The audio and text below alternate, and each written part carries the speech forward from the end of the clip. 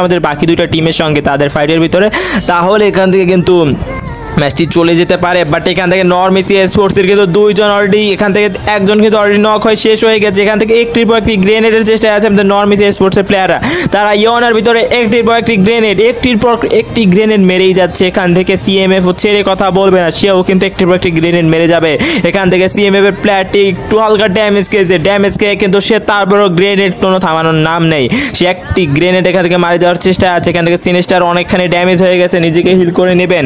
Hill করতে দেখতে পেলেন একটি কিন্তু অলরেডি তিনি নক দিয়ে দিয়েছিলেন নরমেসি স্পোর্টসের। I think the match will goes to এওয়ানআরজি, বিকজ এখন কিন্তু এওয়ানআরজি আছে তিনজন, সিএমএফ এর কিন্তু লাস্ট অন প্লেয়ার, নরমেসির লাস্ট অন, এবং আমরা দেখতে পাচ্ছি back to back chicken from এওয়ানআরজি সিএমএফ এর লাস্ট অন, নরমেসি স্পোর্টসের লাস্ট অন, এবং খেল খতম। এখান থেকে কিন্তু চিকেন ডিনারটা নিয়ে নিল আমাদের এওয়ানআরজি স্পোর্টস।